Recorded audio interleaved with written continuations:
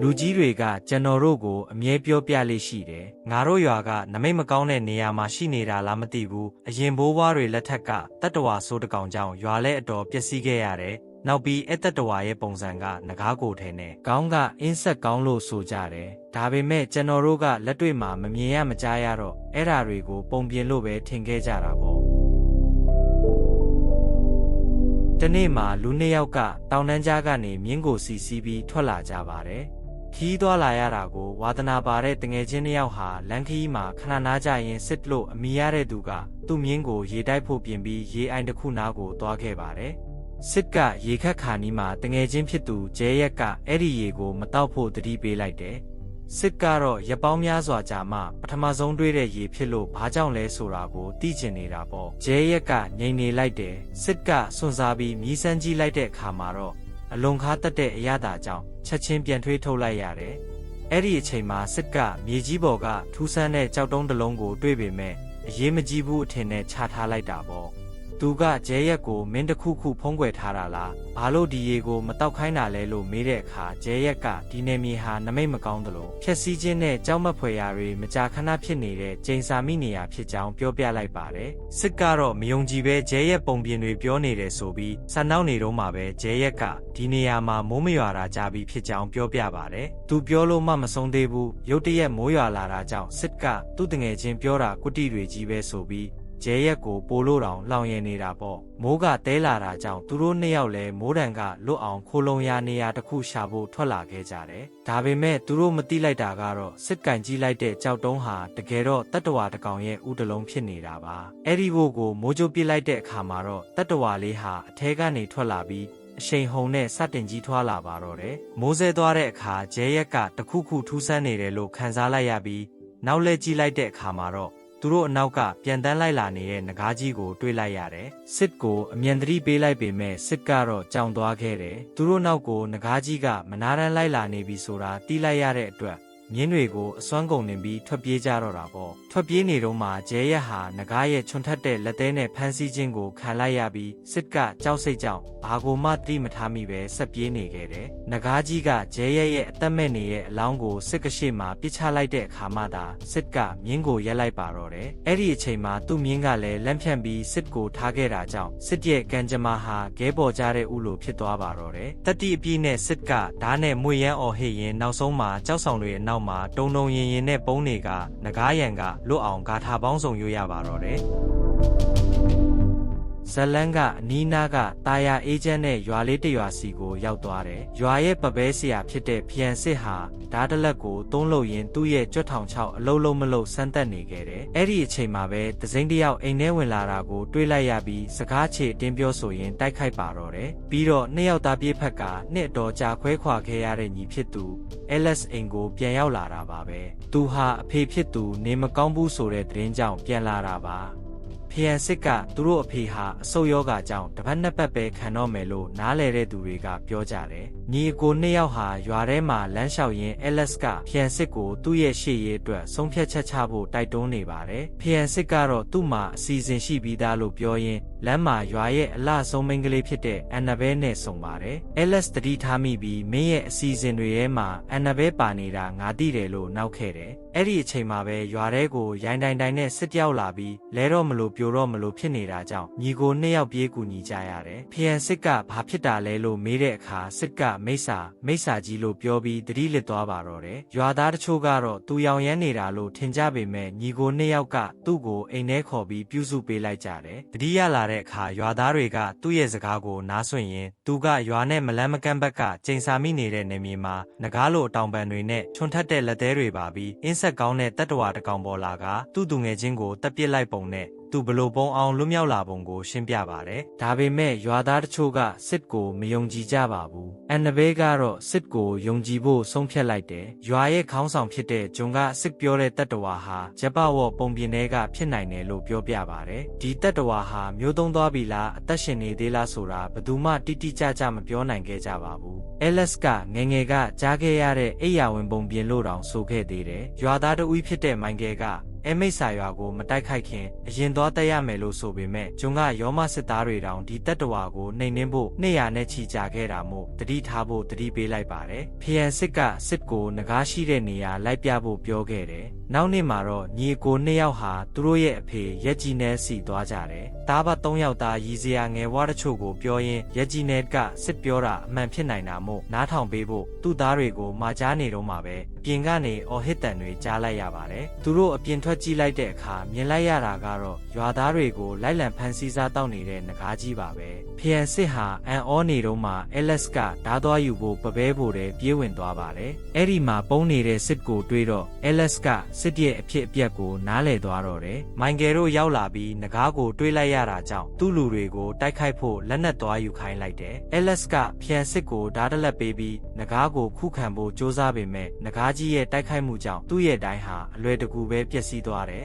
မိုင်ကယ်တို့အဖွဲ့ရောက်လာပြီးတိုက်ခိုက်ခဲ့ပေမဲ့မအောင်မြင်ပဲလဲကျသွားခဲ့ရပါတယ်ညီအကို2ယောက်ကလေကားကိုအသုံးပြုပြီးငကားရဲ့အာယုံကိုလွှဲဖို့စ조사ခဲ့တယ်လို့ရွာသားတွေပြစ်လိုက်တဲ့မြားတွေဟာလည်းငကားကြီးရဲ့အရေးခွန်ကိုမဖောက်နိုင်ပဲဖြစ်နေခဲ့တယ်အဲ့ဒီအချိန်မှာပဲအန်နဘဲကသူ့ရဲ့ညီမဂျော့စလင်ပျောက်နေတာကြောင့်တဲအတန်အော်ဟစ်ရှာဖွေနေခဲ့တာပေါ့နဂါးရဲ့အော်တန်ကတရွာလုံးဟိမ့်နေတာကြောင့်စစ်ကတော့ထုံးစံအတိုင်းပဲဓားကင်ပြီးဂါထာရွတ်တာကလွဲလို့ဘာမှမလုပ်တတ်ပါဘူးဂျော့စလင်ကိုအိမ်တအိမ်ထဲကနေတွေးလိုက်ရပေမဲ့အခြေအနေကစိုးရိမ်စရာဖြစ်လာပါတယ်ညီကို2ယောက်နဂါးနဲ့တိုက်ပွဲဖြစ်နေတော့မှနဂါးကြီးကအဲလက်စ်ကိုရိုက်လိုက်တာကြောင့်နယံနဲ့ဝင်တိုက်မိတယ်အားလုံးစိတ်ပူနေချိန်မှာပဲဖျန်စစ်ကထပ်မံချော်လဲသွားခဲ့တာကြောင့်ပိုလို့တောင်စိုးရိမ်သွားကြတာပေါ့အဲ့ဒီခိုက်တက်မှာပဲကြောက်လန့်နေတဲ့ဂျော့စလင်ကသူ့အမစီပြေးလာနေစဉ်နဂါးကြီးကဖမ်းဆီးပြီးခေါ်ဆောင်သွားပါတော့တယ်ဖျန်စစ်ကအားလုံးကိုဓာပြီးငိုကြွေးနေတဲ့အန်နဘဲကိုဂျော့စလင်ကိုငါတို့ရအောင်ပြန်ခေါ်လာပေးမယ်လို့ကတိပေးပြီးနှစ်သိမ့်ခဲ့ရပါတယ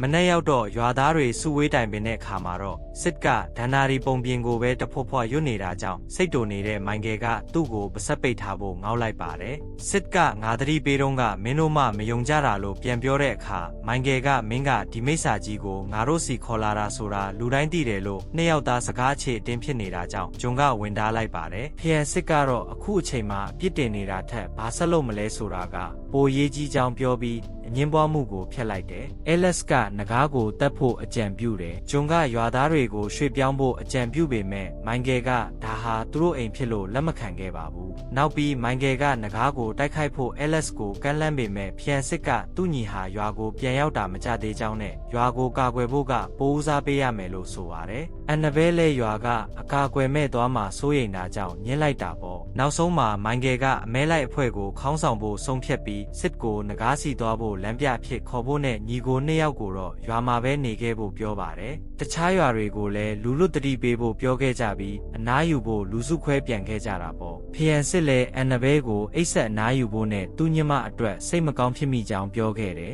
နောက်နေ့မနက်မှာတော့ရွာသားတွေထွက်ခွာဖို့ပြင်ဆင်နေချိန်မှာအဲလက်စ်ဟာတိုက်ခိုက်ဖို့ပြင်ဆင်ထွက်လာတာကြောင့်သူ့အကိုကတားပေမဲ့သူ့ကိုယုံကြည်ဖို့ပဲပြောပြီးအမဲလိုက်အဖွဲ့နဲ့အတူထွက်ခွာသွားတယ်သတင်းပို့သမားကိုလည်းဂယုတစိုက်နဲ့တတိထားသွားလာဖို့မှာကြားလိုက်ပြီးသူကဓားရှိတလက်ကိုသုံးလုပ်ပါတော့တယ်အဲ့ဒီအချိန်မှာကျွန်းရောက်လာပြီးတတ္တဝါကိုတတ်နိုင်တဲ့ဓားအကြောင်းဒန္နာရီကိုပြောပြပါတယ်ဖျန်စစ်လည်းအဲ့ဒီလိုဓားမျိုးကိုသုံးလုပ်ပြီးဒီမိစ္ဆာကြီးကိုနှိမ်နင်းဖို့ဆုံးဖြတ်ထားပါတယ်တစ်ဖက်မှာတော့တောထဲရောက်နေတဲ့အမဲလိုက်အဖွဲ့ကစစ်ကနဂါးကြီးထွက်သွားလောက်ပြီးမှပြန်လှည့်ကြဖို့ပြောနေပေမဲ့ဘယ်သူမှသူ့ကိုဂယုမစိုက်ကြပါဘူးသတင်းပို့ရမဲ့မြင်းစည်းသမားဟာခီးဆက်နေတုန်းသူ့မြင်းကရုတ်တရက်တုံဆိုင်သွားတယ်သူကအတင်းနှင်ပြီးကွင်းပြင်တစ်ခုအရောက်မှာတော့နဂါးကြီးရဲ့တိုက်ခိုက်ခြင်းကိုခံလိုက်ရပါတော့တယ်တစ်ဖက်မှာလည်းအန်နဘဲကဖျန်စစ်စီအပြေးလွှားရောက်လာပြီးသူတို့အဖေအခြေအနေပိုဆိုးလာပြီးဖြစ်ကြောင်းသတိပေးလိုက်တာကြောင့်ဖျန်စစ်လည်းအမြန်ပြေးကြည့်ရပါတယ်အန်နဘဲကိုကျေးဇူးတင်ပြီးအဖေဖြစ်သူကဖျန်စစ်ကိုငတုံးကောင်မလေးကမင်းကိုသဘောကျနေတယ်မလားငါတောင်သိတယ်လို့ဆိုပေမဲ့ဖျန်စစ်ကရွာကနေထွက်ခွာခြင်းနဲ့သူ့ဆန္ဒကိုပြောပြလိုက်တယ်ဒါကိုကြားလိုက်ရတော့တစ်ဖက်သက်ချစ်နေတဲ့အန်နဘဲလည်းစိတ်မကောင်းဖြစ်သွားရှာတာပေါ့အဖေဖြစ်သူကနောက်ဆုံးတောင်းဆိုချက်အနေနဲ့ဖျန်စစ်ကိုချက်ဝတ်တန်စာဝတ်ဆင်ပြီးဒီမိစ္ဆာကြီးကိုအနိုင်ယူဖို့ကတိတောင်းခဲ့ပါတယ်ဖျန်စစ်လည်းကတိပေးလိုက်တယ်အဲ့ဒီအချိန်မှာမြင်းခွာတန်ကြားလိုက်ရလို့ဖျန်စစ်အပြင်ထွက်ကြည့်တဲ့အခါသတင်းပို့သမားရဲ့မြင်းကိုပဲတွေ့လိုက်ရတယ်အန်နဘဲကဘာဖြစ်တာလဲလို့မေးပေမဲ့ဖျန်စစ်ကအဲ့ဒီမြင်းပေါ်တက်ကအိမ်မှာပဲနေဘယ်မှမသွားနဲ့လို့မှာပြီးအကျိုးအကြောင်းသိရအောင်ထွက်ခွာသွားပါတော့တယ်တစ်ဖက်မှာတော့စစ်ကအမဲလိုက်အဖွဲ့ကိုနဂါးရှိရာတောင်ပေါ်ကိုခေါ်သွားပါတယ် စစ်ရဲ့တငယ်ချင်းလောင်းကအဲ့ဒီမှာပဲရှိနေသေးတာကိုတွေးတော့ရွာသားတွေကငကားကဘာလို့ကုံအောင်မစားတာလဲလို့ထူးဆန်းနေကြတယ်။မိုင်ကယ်ကဘာဆက်လို့မလဲလို့မင်းနေတော့မှပဲတောင်တစ်ဖက်ချမ်းကနေပြင်းထန်တဲ့ငကားဟိမ့်တန်ကြီးထွက်ပေါ်လာပါတယ်။ဖယံစစ်သတင်းပို့သမားရဲ့နောက်ကိုလိုက်ရင်တေဆုံးနေတဲ့အလောင်းကိုတွေ့ပြီးစိတ်မကောင်းဖြစ်နေခဲ့တယ်။အမဲလိုက်အဖွဲငကားပုံးအောင်နေတဲ့နေရာကိုရှာတွေ့သွားပါပြီ။အဲ့ဒီတောင်ဆောင်ကတော်တော်မြင့်တာကြောင့်တွေ့ကတ်တက်ဖို့ဆုံးဖြတ်ကြတယ်။စစ်ကပြန်လစ်ဖို့ကြိုးစားပေမဲ့ဘယ်သူမှခွင့်မပြုပါဘူး။ဖယံစစ်ရွာကိုပြန်ရောက်လာပြီးဂျုံကိုမော်ဒါဒန်နာရီအကြောင်းအကုန်ပြောပြဖို့ထပ်မံနှောင်းဆိုပါတယ်။အမဲလိုက်အဖွဲတောင်ပေါ်တက်နေတော့မှစစ်ကခြေချော်သွားတာကြောင့်အတန်တွေထွက်ကုန်ပြီးဂူထဲကငကားကြီးထွက်လာကတိုက်ခိုက်ပါတော့တယ်။ LS ကဓာတ်နဲ့တိုက်ဖို့မဖြစ်နိုင်သေးတာကြောင့်မြားနဲ့ပစ်ဖို့ပြောပေမဲ့မြားချက်တွေကငကားကိုပိုပြီးဒေါသထွက်စေုံပဲရှိပါတယ်။ရွာသားတယောက်ကိုဖမ်းဆွဲကမြေပြင်ပေါ်ပစ်ချလိုက်ပြီးကြံတဲ့သူတွေကိုပါထပ်တိုက်ဖို့ပြင်နေပါတယ်။စစ်ကတော့မျက်စိမိတ်အန်ကျိတ်နေတာပေါ့မိုင်ကယ်ကအခြေအနေမဟန်လို့စုတ်ခွာဖို့ပြောနေစဉ်မှာပဲစစ်ကတောင်အောက်ကိုအတင်းဆင်းပြေးသွားတယ်ဒါပေမဲ့အဲ့ဒီအချိန်မှာပဲ LS ဟာငကားရဲ့ဖမ်းဆီးခြင်းကိုခံလိုက်ရပြီးငကားတိုက်ရှိရာကိုခေါ်ဆောင်သွားခြင်းခံလိုက်ရပါတယ်စစ်ကဒဏ်ရာရနေတဲ့ရွာသားတယောက်စီချင်းကပ်သွားပြီးအဲ့ဒီလူကမတေခင်မှာအဲ့ဒီတရဝါကိုတတ်ချင်ရင်နှလုံးကိုထိအောင်ပြရမယ်လို့ပြောပြီးဆုံးသွားပါတယ်အဲ့ဒီလူတေဆုံးသွားပြီးနောက်စစ်ဟာတတိမွေးပြီးဘေးမှာရှိတဲ့မြားနဲ့ဆန်းသက်ဖို့ဆုံးဖြတ်လိုက်တယ်မြင်းစီးပြီးငကားကိုလာအောင်မြခေါ်ကမြားနဲ့အသေးအချအစင်တင်စောင့်နေတယ်အနားရောက်ခါနီးမှာမြားနဲ့ပြစ်လိုက်တာငကားရဲ့ရင်ဘတ်ကိုထိမှန်ပြီးလဲကျသွားခဲ့တာပေါ့ဒါပေမဲ့ငကားကမတေသွားပဲဂူထဲကိုပြန်သွားနိုင်ခဲ့တယ်။မိုင်ကယ်ရောက်လာပြီးစစ်ကိုချီးကျူးပေမဲ့နောက်တစ်ခါသူ့ကိုအသေးမတက်နိုင်ခဲ့ရင်တော့နောက်ဖြစ်မဲ့အကျိုးဆက်ကမကောင်းဘူးလို့သတိပေးလိုက်တယ်။ဖျံစစ်ကဂျုံကိုထပ်မေးပေမဲ့ဂျုံကအဲ့ဒီတရဝါဟာဆယ်စုနှစ်ရာစုနှစ်တွေကြာအောင်အိတ်တက်ကြတယ်။ဘယ်ကရောက်လာတာလဲဆိုတာကဘယ်သူမှသိနိုင်လိမ့်မယ်လို့ငါမထင်ဘူး။ရှေးရောမှခေတ်ကလေးကအမဲလိုက်ခံခဲ့ရတာကြောင့်ဒါဟာနောက်ဆုံးမျိုးဆက်ဖြစ်နိုင်တယ်လို့ဆိုတယ်။ဖျံစစ်ကဒါဆိုရင်ဒါကကောင်းတဲ့လက္ခဏာတော့မဟုတ်ဘူးဆိုပြီးတတိကြီးထားဖို့တတိပေးခဲ့တာပေါ့မကြခင်မှာပဲအမဲလိုက်အဖွဲ့ရွာကိုပြန်ရောက်လာတယ်ဖျံစစ်ထွက်ကြည့်တဲ့အခါမှာတော့သူ့ညီပါမလာတာကိုတွေ့ပြီးအန်အော်တုန်လှုပ်သွားပါတော့တယ်ဖျံစစ်ကသူ့ညီပဲမှာလဲလို့မေးတဲ့အခါမိုင်ကယ်က LS ဖန်စီခံလိုက်ရကြောင်းပြောပြပါတယ်ဖျံစစ်ကသူ့ညီကိုကယ်ဖို့ချက်ချင်းသွားခြင်းပေမဲ့မိုင်ကယ်ကဒါဟာကိုတက်သေးတာနဲ့အတူတူပဲလို့တားမြစ်ပါတယ်ဒါပေမဲ့ဖျံစစ်ကဆွတ်သွားဖို့စူးစမ်းနေတာကြောင့်ဂျုံကတေးသေးချာချာစဉ်းစားပါအောင်လို့ဖြောင်းဖြပြီးတားလိုက်ရပါတယ်အန်နဘဲက LSအကြောင်းအဖေဖြစ်သူကိုအတိပေးဖို့ပြောပေမဲ့ဖျံစစ်ကသူ့ညီတကယ်သေးပြီလားဆိုတာမသေးချာမချင်းအတိမပေးချင်သေးပါဘူးဖျံစစ်ပပဲဖို့ကိုပြန်ရောက်တဲ့အခါနေမကောင်းတဲ့ကြားကအလုံးလုံးနေတဲ့အဖေဖြစ်သူကိုတွေးလိုက်ရတယ်သူ့အဖေကိုစိတ်မကောင်းစွာနဲ့အရေးကြီးတာပြောစရာရှိတယ်လို့ဆိုတယ်တစ်ဖက်မှာတော့ငကားတိုက်ထဲမှာတတိယလာတဲ့ LS ဟာသူ့ရှေ့ကငကားကြီးကိုတွေးလိုက်ရတယ်လို့တတိလစ်နေတဲ့ဂျော့စလင်ကိုလည်းလှမ်းမြင်လိုက်ရတယ်ရွာထဲမှာတော့ငကားကိုဘလို့နေနေမလဲဆိုတာထပ်မံဆွေးနွေးကြပြန်တာပေါ့ဖျံစစ်ကငကားကိုလိုက်ဖမ်းတက်မဲ့အစားငကားကိုယ်တိုင်ရွာကိုလာအောင်မြခေါ်ပြီးထောင်ချောက်ဆင်ပြီးတက်ဖို့အစီအစဉ်ဆွဲပါတယ်သူဟာကြွက်ထောင်ကျောင်းနဲ့နမူနာဆန်းပြလိုက်တာကြောင့်အားလုံးကလည်းဒီအစီအစဉ်ကိုသဘောတူလိုက်ကြပါတယ်နဂါးတိုက်ထဲမှာတော့ LS ကနဂါးအိတ်နေတုန်းဂျော့စလင်ကိုကယ်ပြီးထွက်ပြေးဖို့ကြိုးစားတယ်လမ်းမှာကြောက်ခဲကိုတိုက်မိလို့အတန်ထွက်သွားတာကြောင့်နဂါးကြီးနိုးလူနိုးခင်ဖြစ်သွားပေမဲ့ပြန်အိပ်ပျော်သွားလို့ကံကောင်းသွားခဲ့တာပေါ့ဂျော့စလင်ကိုခေါ်ပြီးထွက်လာတော့ LS ကနဂါးဦးတစ်လုံးကိုပါယူလာခဲ့တယ်ဒါတွေကနောက်ထပ်အများကြီးပေါက်လာအောင်မှာဒီဟိုကတနေရာမှာအသုံးဝင်နိုင်တယ်လို့သူကရှင်းပြပါတယ်အိမ်မှာတော့ဖျံစစ်ကသူ့အဖေကိုထောင်ချောက်ဆင်ဖို့ကူညီပေးဖို့တောင်းဆိုပေမဲ့အဖေဖြစ်သူကသားတစ်ယောက်ဆုံးရှုံးရတော့မဲ့အရေးကြောင့်အားငယ်ပြီးဘာမှပြန်မပြောနိုင်လောက်အောင်ဖြစ်နေရတယ်။ဒါပေမဲ့ဖျံစစ်ကအားမလျှော့ပဲတောင်းဆိုတာကြောင့်နောက်ဆုံးမှာတော့ငါတို့သားအတွက်ကလဲစားချေရမယ်ဆိုပြီးအဖေဖြစ်သူကသဘောတူလိုက်ပါတယ်။ LS ကဂျော့စလင်ကိုပွေ့ချီပြီးရွာကိုအမြန်ပြန်လာနေတော့မှပဲနဂါးဟိမ့်တန်ကြီးကိုကြားလိုက်ရလို့တတိထားလိုက်ရပြန်တယ်။နောက်တနေ့မှာနဂါးကြီးရွာထဲကိုရောက်လာပြီးရွာသားတွေကိုထပ်မံတိုက်ခိုက်ပါတော့တယ်။အန်နဘဲကကလေးတွေနဲ့အတူအိမ်ထဲမှာပုန်းနေတော့နဂါးကြီးကအိမ်သားအထိရောက်လာပြီးကြောက်မက်ဖွယ်ဟိန်းဟောက်လိုက်ပါတယ်။ဖျံစစ်ကအကူညီတောင်းတန်ကြားတာနဲ့ဓားကိုဆွဲပြီးထွက်လာခဲ့တယ်။သူ့အဖေကတတိထားဖို့စိုးရိမ်တကြီးမှာကြားလိုက်တာပေါ့။ဖျံစစ်ကနဂါးကိုရင်ဆိုင်ဖို့စူးစမ်းပေမဲ့အမိနဲ့အရိုက်ခံလိုက်ရတာကြောင့်ချက်ချင်းပဲလဲကျသွားပါတော့တယ်။နဂါးကြီးရွာထဲရောက်လာတဲ့အချိန်မှာပဲဂျုံကဒီတရဝါဟာဒဏ္ဍာရီတဲကအတိုင်းပဲလို့အတီးပြုတ်လိုက်ပါတယ်။ နောက်တော့အဖေဖြစ်သူဟာသားတွေအတွက်တတိရှိနဂါးကိုရင်ဆိုင်ဖို့ထွက်လာတာကိုတွေ့တော့ဖျံစစ်တားခဲ့ပေမဲ့သူ့ရဲ့ပခုံးကိုနဂါးကကိုက်လိုက်တယ်။ဒါပေမဲ့နဂါးရဲ့ရင်ဘတ်ကိုဓာတ်နဲ့ပြန်လဲထိုးနိုင်ခဲ့တာကြောင့်နဂါးကြီးလည်းပြန်ဆုတ်ခွာသွားခဲ့ရတာပေါ့။ဖျံစစ်ပြေးကူပေမဲ့အဖေဖြစ်သူကငါတော့မရတော့ဘူးမင်းကြီးအတွက်ကလဲစားချေပေးပါလို့နောက်ဆုံးမှကြားရင်အသက်ပြောက်သွားပါတော့တယ်။အဖေဖြစ်သူကိုတကြိုနေရင်သူ့ကြောင့်သူ့အဖေဆုံးရတာဆိုပြီးဝမ်းနေနေချိန်မှာပဲအန်နဘဲနောက်လှည့်ကြည့်လိုက်ရာသူတို့အန်အောဝမ်းသာသွားခဲ့ရတယ်။အဲ့ဒါကတော့အဲလက်စ်ဟာဂျော့စလင်ကိုပွေ့ချီပြီးရွာကိုပြန်ရောက်လာတာပါပဲ။အားလုံးအသက်ရှင်တာကိုဝမ်းသာပေမဲ့ဖျံစစ်ကအဲလက်စ်ကိုအဖေဆုံးသွားပြီဖြစ်ကြောင်းဝမ်းနည်းစွာပြောပြလိုက်ရတာပေါ့။အဲလက်စ်ဟာနဂါးပေါ်ဒေါသပိုထွက်သွားပြီးအဖေအတွက်ကလဲစားချင်မယ်လို့ကြုံဝါလိုက်ပါတယ်။ရွာသားတွေစုဝေးတိုင်ပင်ကြတဲ့အခါအဲလက်စ်ယူလာတဲ့နဂါးအုပ်ကိုကြည့်ပြီးမိုင်ကယ်ကနဂါးကတကောင်နဲ့ရှိတာမဟုတ်ဘူးလားလို့မေးခွန်းထုတ်ပေမဲ့အဲလက်စ်ကဒါမျိုးဦးတွေအတိုက်ထဲမှာတရာစင်လောက်ရှိတယ်လို့ဆိုတယ်။အားလုံးကစစ်ကိုဝိုင်းကြည့်နေတာကြောင့်သူလဲကြောက်ပြီးထွက်သွားဖို့ကြိုးစားပေမဲ့ဖျံစစ်ကတားလိုက်ပါတယ်။သူလဲသူရင်တွေးခဲ့တဲ့ကြောက်တုံးဟာနဂါးဦးဖြစ်နေပြီးနိုင်ပိုင်းအတွင်းမှာပဲနဂါးကြီးအထိရင်မြန်စွာကြီးထွားလာပုံကိုပြောပြလိုက်ရတာပေါ့။အဲ့ဒီနောက်သူတို့ဟာနဂါးကြီးကို1600ဆင်တက်ပြီးမှနဂါးတိုက်ထဲဥတွေကိုဖျက်ဆီးပစ်ဖို့ဆုံးဖြတ်ကြတယ်။မနေ့ရောက်တော့ဖျံစစ်ဦးဆောင်ကရွာသားတွေနဲ့ထောင်ချောက်စတင်ဆောင်နေပြီးအန်နဘဲကိုလည်းရွာသားအလုံးကိုခေါ်ပြီးမြစ်တစ်ဖက်ကမ်းကဘေးကင်းရာကိုအမြန်ဆုံးရွှေ့ပြောင်းဖို့ကြိုးကြောင်းပြောပြတယ်။ရွာသားတွေရှိနေရင်နဂါးကထောင်ချောက်ထဲမဝင်ပဲရွာသားတွေကိုပဲတိုက်ခိုက်မှာဆိုလိုပါ။အန်နဘဲကဖျံစစ်တစ်ခုခုဖြစ်မှာကိုစိုးရိမ်တာရဲ့သူ့ကိုမချစ်တော့ဘူးလို့ထင်တာကြောင့်ရဲ့သူမှစိတ်ပြတ်သွားခဲ့တယ်။ဖျံစစ်လဲသူ့ကိုဆွဲဖက်ပြီးနန်းလိုက်ကဓာတွေအားလုံးကခဏပါပဲ။အရာအားလုံးပြီးရင်ငါတို့အတူတူရှိကြရမှာပါလို့ကတိပေးလိုက်ပါတယ်။တိုက်ပွဲအတွက်ပြင်ဆင်ဖို့ပပဲဖို့ကိုသွားတဲ့အခါအဲလက်စ်ကအဖေရဲ့ချက်ဝတ်တန်စာကိုဝတ်ဖို့ပြင်နေတာတွေ့လိုက်ရတယ်။ဖျံစစ်ကအဖေကိုကတိပေးထားတာကြောင့်သူကိုယ်တိုင်ပဲနဂါးကိုတတ်ဖို့အဲ့ဒါကိုဝတ်မယ်ဆိုပြန်တယ်။ဒါပေမဲ့အဲလက်စ်ကအကိုမှတိုက်ခိုက်ရေးအတွေ့အကြုံမရှိတာကြောင့်သူ့ကိုပဲဝတ်ခွင့်ပေးဖို့ပြန်နှောင်းဆိုပါတယ်။နောက်ဆုံးမှာတော့ညီအကိုနှစ်ယောက်ဟာနိုင်တဲ့သူကချက်ဝတ်တန်စာဝတ်ရမယ်ဆိုပြီးဓာချင်းရှင်ပြိုင်ကြပါတော့တယ်။တိုက်ပွဲအတွေ့အကြုံရှိတဲ့အဲလက်စ်ကဖျံစစ်ကိုအသာစီးရပြီးဓာကိုအကြိမ်ကြိမ်လွတ်ထွက်အောင်လုပ်နိုင်ခဲ့ပါတယ်။အဲလက်စ်ကဖျံစစ်ကိုအရှုံးပေးဖို့ပြောပေမဲ့ဖျံစစ်ကဇွဲမလျှော့ပဲပြန်လဲတိုက်ခိုက်နေခဲ့တယ်။ဖျံစစ်ဘလို့ပဲတိုက်အဲလက်စ်ရဲ့ဓာအောက်မှာပဲရှိတာကြောင့်အဲလက်စ်လည်းသူ့ကိုအမြဲတမ်းတိုက်ခိုက်လို့စိတ်ရှိတဲ့သူရဲကောင်းတစ်ယောက်အဖြစ်မြင်ကျင်ခဲ့တာလို့ပြောလိုက်ပြီးနောက်ညီအကိုနှစ်ယောက်ဟာတရဝါကိုအတူတူတက်ဖို့ဆုံးဖြတ်လိုက်ကြပါတယ်။မနေ့ရောက်တော့ရွာသားအလုံးဟာတက်ညီလက်ညီဆောင်ရွက်နေကြတယ်။ဖျံစစ်လည်းမပြီးဆုံးသေးတဲ့တန်ချက်ဝတ်ကိုသုံးလုပ်ပြီးအန်နဘဲကရွာသားတွေကိုဘေးကင်းရာကိုစတင်ရွှေ့ပြောင်းဖို့စီစဉ်ကြတယ်။အဲ့ဒီနောက်ဖျံစစ်ကရွာသားတွေ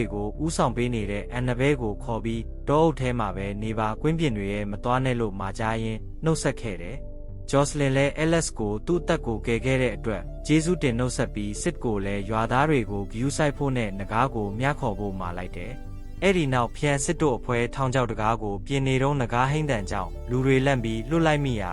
ထောင်ချောက်ကအဲလက်စ်ရဲ့လက်ပေါ်ကိုပြုတ်ကျပြီးဒဏ်ရာရသွားပြန်တယ်။အချိန်မရှိတော့တာကြောင့်ဒဏ်ရာနဲ့ပဲရှေ့ဆက်ခဲ့ရတယ်။တစ်ဖက်မှာလည်းရွာသားတွေကြားတဲ့နဂါးကြီးပေါ်လာတာကြောင့်ပြာရာခတ်ကုန်ပါတယ်။စစ်ကကြောက်လို့ဘာမှမလုပ်ရတဲ့အချိန်မှာအန်နဘဲကသူ့ကိုတတိကဲသူရဲကောင်းကြီးလို့ရွက်ပြောကမြင်းစီးပြီးနဂါးကိုရွာထဲရောက်အောင်မြှခေါ်သွားဖို့ထွက်လာခဲ့ပါတယ်။ရွာထဲမှာတော့ဖျံစစ်ကနဂါးအုပ်ကိုအစာဖြစ်သုံးပြီးနဂါးလာကိုစောင့်နေတယ်။မကြခင်အန်နဘဲနောက်ကနဂါးပါလာတာကိုမြင်တော့စိုးရိမ်သွားပေမဲ့တိုက်ခိုက်ဖို့အဆင်သင့်ဖြစ်နေပါပြီ။နဂါးကြီးရောက်လာပြီးဟိဟောက်ကထောင်ချောက်ထဲကအိုးကိုဝင်ယူပေမဲ့ထောင်ချောက်ကအလုံးမလုံးပါဘူး။အဲ့ဒီအချိန်မှာဖျံစစ်ကသူ့ခြေထောက်နဲ့ထောင်ချောက်ကိုကန်ဖြုတ်ချလိုက်တာကြောင့်သူကိုယ်တိုင်လဲနဂါးနဲ့အတူထောင်ချောက်ထဲမှာပိတ်မိသွားတာပေါ့။ဖျံစစ်ကသူ့လူတွေကိုတိုက်ဖို့အမိန့်ပေးပြီးအားလုံးဝိုင်းတိုက်ကြပေမဲ့ဘာမှမဖြစ်တဲ့အပြင်သူပါနဂါးရဲ့တိုက်ခိုက်မှုကြောင့်လွင့်ထွက်သွားတယ်။မိုင်ကယ်ကလန်နဲ့ထိုးဖို့ကြိုးစားရင်းနဂါးလက်ချက်နဲ့အသက်ပြောက်သွားခဲ့ရတယ်။ဖျံစစ်ကနဂါးရဲ့ရင်ဘတ်ကိုဓာတ်နဲ့ထိုးလိုက်တာကြောင့်ရုံးရင်းဆန်ခတ်ဖြစ်ကထောင်ချောက်အပြင်ဘက်ကိုရောက်သွားတယ်။သူ့ကိုအနေရဖြစ်နေတာကိုမြင်တဲ့အဲလက်စ်ကဒဏ်ရာနဲ့ပြေးကူတိုက်ပေမဲ့နဂါးကြီးကသူ့ကိုလက်သေးနဲ့ကုပ်လိုက်တာကြောင့်အပြင်းထန်ဒဏ်ရာရပြီးနဂါးကထွက်ပြေးသွားခဲ့တယ်။ဖျံစစ်ကသူ့ညီစီပြေးသွားတဲ့အခါအဲလက်စ်ဟာနောက်ဆုံးထွက်သက်မှာဒီတရဝါကိုအပြက်ရှင်းပါလို့မှာကြားပြီးဘသူမှဘာမှမတတ်နိုင်ပဲကွယ်လွန်သွားပါတော့တယ်။ ညီနဲ့အဖေဖြစ်သူကိုပါဆုံးရှုံးလိုက်ရတဲ့ဖျန်စစ်ဟာကြေကွဲဝမ်းနည်းမှုတွေနဲ့အတူငကားပေါ်အညှိုးကြီးလာခဲ့တာပေါ့နီလန်ပြောင်းပြီးတိုက်ဖို့အတွက်ပြင်ဆင်ချိန်မှာပဲစစ်ပြန်ရောက်လာပြီးအားလုံးကိုတောင်းပန်စကားဆိုလာခဲ့ပါတော့တယ်ဖျန်စစ်ကစစ်ကိုတောင်းပန်တဲ့အနေနဲ့ငကားတိုက်ရှိရာကိုလိုက်ပြဖို့ပြောပြီးထွက်လာခဲ့ကြတာပေါ့အဲ့ဒီကိုရောက်တဲ့အခါဒဏ်ရာရနေတဲ့ငကားကြီးအတိုက်ထဲဝင်သွားတာကိုသူတို့တွေ့လိုက်ရတယ်စစ်ကငကားကြီးအလိုလိုတည်သွားတဲ့အထိစောင့်ကြည့်ဖို့အကြံပြုပေမဲ့ဖျန်စစ်ကသူ့လက်နဲ့ကိုယ်တိုင်အဆုံးသတ်ချင်တာကြောင့်ညှင်းဆိုလိုက်ပါတယ်ငါကငကားကြီးကိုတတ်မယ်မင်းကတော့ကြံတဲ့ငကားဦးတွေကိုဖျက်ဆီးပစ်ဆိုပြီးတာဝန်ခွဲလိုက်ကဂူထဲကိုသူတို့နှစ်ယောက်တိတ်တဆိတ်ခိုးဝင်သွားကြတယ်နဂါးကြီးကိုမြင်တာနဲ့စစ်ကကြောက်ပြီးကြောင်သွားပေမဲ့ဖျန်စစ်ကအားပေးပြီးလူစုခွဲလိုက်တယ်စစ်ကနဂါးဦးတွေကိုဖျက်ဆီးဖို့ပြင်နေတော့နဂါးကြီးကသူ့ဘက်ကိုလှည့်လာပါတယ်အဲ့ဒီအချိန်မှာပဲဒေါသအဟုန်ဖြစ်နေတဲ့ဖျန်စစ်ကပြင်းထန်တဲ့ဓာတ်ချက်တစ်ချက်နဲ့နဂါးကြီးရဲ့ခေါင်းကိုပိန်းလက်ပိုင်းသလိုပိုင်းချလိုက်ပါတော့တယ်နဂါးဆိုးကြီးဟာနေရာမှာတင်ပွဲချင်းပြီးတေဆုံးသွားခဲ့တာပေါ့စစ်ကဖျန်စစ်လုံနိုင်တာကိုကြည့်ပြီးအားတက်ကကြံတဲ့နဂါးဦးတွေကိုအကုန်လိုက်ထုခွဲပစ်ပါတယ်အတိုက်ထဲကထွက်လာတဲ့အခါစစ်ကပင်လယ်ရှိတဲ့အနောက်ဘက်ကိုခီးထွက်ပြီးဘဝတိစမယ်လို့ပြောပါတယ်ဖျန်စစ်ကသူ့ကိုရွာမှာနေဖို့ဖိတ်ခေါ်ပေမဲ့စစ်ကညှင်းဆန်တာကြောင့်လေးစားစွာနဲ့ပဲလမ်းခွဲနှုတ်ဆက်လိုက်ပါတယ်ဖျန်စစ်ဟာနဂါးကောင်းကြီးကိုတည်ပြီးရွာကိုပြန်ရောက်လာတဲ့အခါဂျွန်နဲ့အန်နဘဲတို့ကစိုးရိမ်တကြီးစောင့်ကြိုနေကြတယ်နဂါးကောင်းကိုမြင်လိုက်ရတာကြောင့်သူတို့စိတ်ချရပြီဆိုတာတီးသွားကြတာပေါ့ဂျွန်ကိုလည်းဘေးကင်းသွားတာကြောင့်ရွာသားတွေကိုပြန်ခေါ်ပြီးအစ်စ်ကပြန်ဆဖို့မှာလိုက်တယ်စစ်ကတော့သူ့လန်းသူသွားပြီဖြစ်ကြောင်းဖျန်စစ်ကပြောပြတယ်ဒါပေမဲ့နဂါးတိုက်ထဲမှာစစ်ဖြက်စီးဖို့မတွေ့ခဲ့တဲ့နဂါးဦးတစ်လုံးရှိနေခဲ့တယ်အဲ့ဒီအိုကနေအကောင်ပေါက်အစ်စ်တစ်ကောင်ထပ်မံပေါက်ဖွားခဲ့ပြန်တာပေါ့စစ်ဟာသူ့ဘဝတစ်အတွက်အစီအစဉ်တွေဆွဲရင်းလမ်းလျှောက်နေတော့မှပဲကောင်းကင်ကမိုးသေးထန်စွာရွာချပါတော့တယ်စစ်ဟာထိတ်လန့်တုန်လှုပ်စွာနဲ့ပဲငါ့ကိုနောက်နေတာလားဆိုပြီးဟိုမိစ္ဆာရှိနေသေးတယ်ဆိုတာကိုတီးလိုက်ရင်ဇလံပြီးဆုံးသွားပါတော့တယ်အဆုံးထိကြည့်ရှုပေးသည့်အတွက်အားလုံးကိုကျေးဇူးပါနောက်ဗီဒီယိုတွေကိုလည်းအားပေးကြအောင်နော်